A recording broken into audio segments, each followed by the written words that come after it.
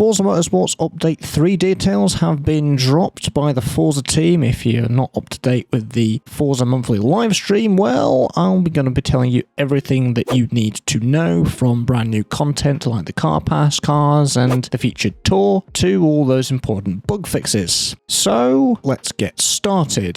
The update is going to arrive on December 12th, and some of these things will arrive, as you know, like the featured tour from the 14th, and there will be a brand new track coming in Update 3. You're going to have Hockenheim, which will be arriving on the day of the 12th with 3 layouts. You're going to have the full circuit, the national circuit, and the short circuit, and there's also going to be a new car a part of this. This is a German car with an Italian name, and I'm 100% going to butcher it. So here we go. It's the 2020 Automobile Pininfarina Battista. It's an electric supercar for those that will be interested in that. As for the featured tour, the first one from December 14th to December 21st is the Italian Ingenuity, and that spotlight car is the car I've just talked about. I'm not going to repeat its name because I'm just going to butcher it again. The second tour is the Hybrid Velocity from the December 21st to December 28th, and that spotlight car is a 2022 Ferrari 296 GTB. The next tour is the Tip of the Spear from January 4th to January 11th of 2024, and that spotlight car is going to be the 2021 McLaren Sabre. And to finish off all the tours, it's the Valkyrie Challenge from January 11th to the January 18th of 2024, and the spotlight car is going to be the 2023 Aston Martin Valkyrie. And the reward showcase car will be the 2022 Pagani Huayra R.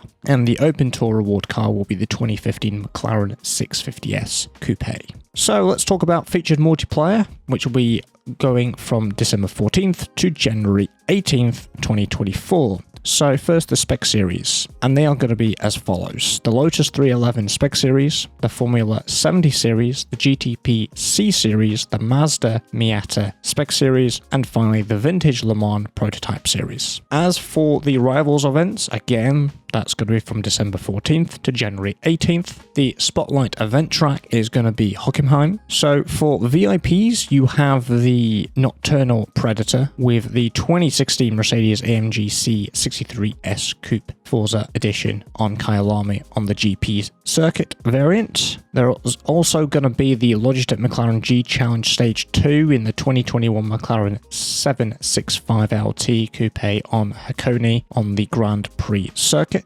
As for the Spotlight car specific variants, the Automobile Pininfarina Battista will be on the Mid-Ohio with the sports car circuit. The Ferrari 296 will be on Suzuka on the East circuit. The McLaren Sabre will be on the Nürburgring on the Spring circuit. The 2023 Aston Martin Valkyrie will be on the Silverstone Grand Prix circuit.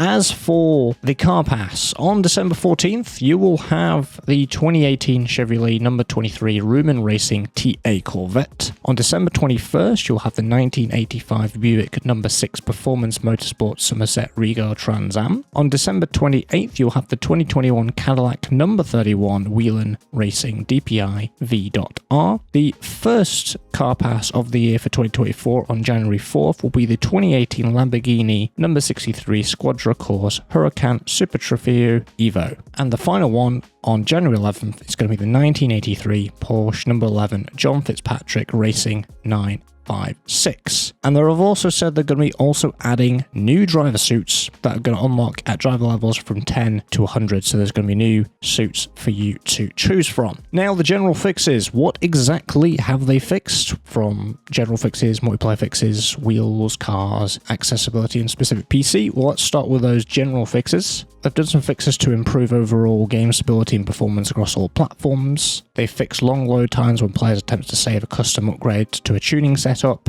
Fixed an exploit that allows parts to be edited after removing a saved tune, and fixed an issue in the livery editor where overriding a locked vinyl group gives the failed to save message and then saves 2 copies of newly created content. They've said the Rivals replays now includes the weather information. They fixed an issue in free play where players would always begin in the middle of the pack, 12th to be specific, despite setting the grid ordering to random. They've also fixed an issue in free play where drive tars would always choose the same car as the player. They've done fixes to ray tracing rendering features for ambient occlusion and mirror reflections that cause flickering and strobing effects on the car and road. As for multiplayer fixes, they've fixed an issue causing liveries to sometimes not be visible to players in multiplayer races, and fixed an issue with large parties in multiplayer causing to get into an infinite loading screen. As for wheel fixes, they've fixed a force feedback issue on the Logitech G920, causing the steering wheel to pull left with any amount of force. As for specific car fixes, they've fixed an issue which allows players to sell their Builder's Cut reward car, preventing them from re-obtaining the cars and completing their associated reward showcases. For the 2018 BMW M5, they've fixed an issue where the interior and motor were missing when a body kit is installed. For the 2011 Bugatti Veyron Supersport, they've fixed an issue where painting the car body changes the paint for carbon fiber elements. For the 2018 Honda Civic Type R, they fixed an issue that displayed unnatural white texture on the car taillights during cinematics. On the 1991 Mazda 55 787B, they fixed an issue that caused radiation texture to be stretched in multiple locations on the car and updated audio based on community feedback.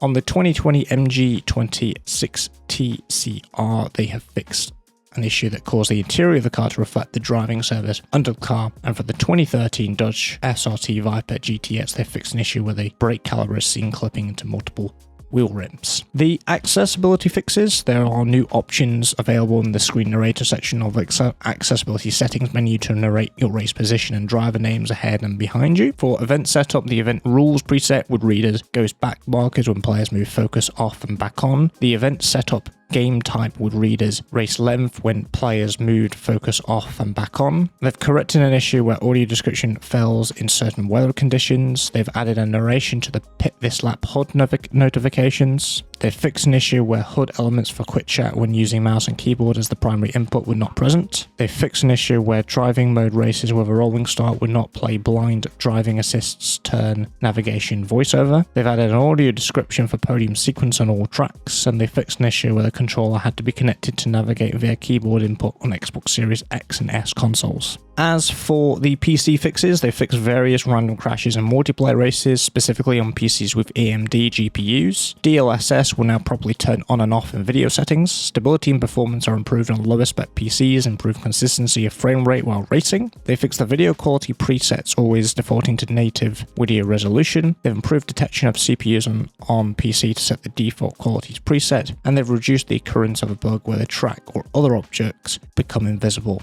while racing. And that's everything that we learnt for Update 3 for Forza Motorsport. And that's going to do it for today's video. If you enjoyed it and like to see more content like this one, make sure you're subscribed and let me know in the comments below what your favourite bit of Update 3 is going to be. Is it a new car? Is it the new track? Is it one of the featured tour? Or is it a certain fix that they've implemented? And remember, it's all going to be available on December 12th. And I will be seeing you guys in the next one. Take care.